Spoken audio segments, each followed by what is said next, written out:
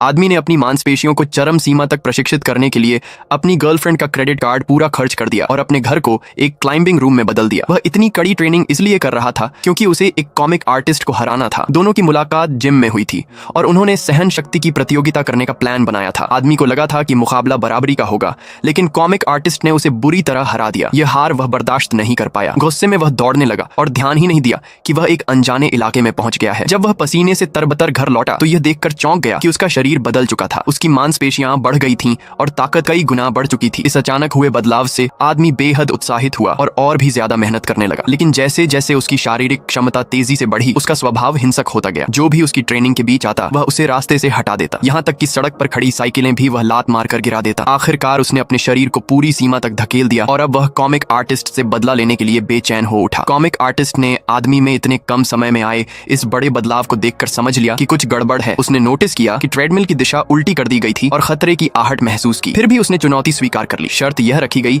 कि विजेता वही होगा जो पहले रिमोट हासिल करेगा और 25 किलोमीटर प्रति घंटे की स्पीड पर दौड़ेगा। रेस शुरू होते ही कॉमिक आर्टिस्ट को महसूस हुआ कि कुछ ठीक नहीं है। जिम का पीक टाइम होने के बावजूद वहाँ कोई और मौजूद नहीं था। उसने देखा कि एक कोने में दो लोग पड़े हुए लग रहे थे और वह रुककर देखने ही वाला था कि अचानक आदमी ने वार कर उसकी 2 उंगलियां तोड़ दी। कॉमिक आर्टिस्ट ट्रेडमिल से गिर पड़ा। आदमी ने उसे धमकाया कि रेस को गंभीरता से ले। कॉमिक आर्टिस्ट ने अपनी विशेष क्षमता का इस्तेमाल कर आदमी को थोड़ी देर के लिए बेहोश कर दिया और फिर अपना अंतिम दांव गेट ऑफ हेवन एक्टिवेट किया। यह स्किल किसी के भी यादों को किताबों में बदल देता था और उनमें आदेश जोड़ सकता था। उसने आदमी की यादें पढ़नी शुरू की और पता चला कि जिसने भी उसकी ट्रेनिंग में बाधा डाली थी वह सब पहले ही समाप्त किए जा चुके थे। तभी अचानक लाइट चली गई। आदमी चिल्लाया, रेस फिर से शुरू हो गई है। कॉमिक आर्टिस्ट घबरा गया। वे 30वीं मंजिल पर थे और अगर ट्रेडमिल से गिरते तो मौत तय थी। आदमी की शारीरिक क्षमता अब सामान्य इंसान से कहीं ज्यादा थी। जैसे जैसे स्पीड बढ़ी, रेस अंतिम चरण में पहुंच गई। 25 किलोमीटर प्रति घंटे की रफ्तार पर दोनों ने लगभग एक साथ वार किया। आदमी ने रिमोट पकड़ लिया, लेकिन उसके शरीर ने अपने आप कॉमिक आर्टिस्ट की ट्रेडमिल का स्टॉप बटन दबा दिया। दरअसल कॉमिक आर्टिस्ट पहले ही आदमी की यादों में एक आदेश डाल चुका था, जिसके कारण रिमोट केवल उसकी अपनी ट्रेडमिल पर ही काम करता था।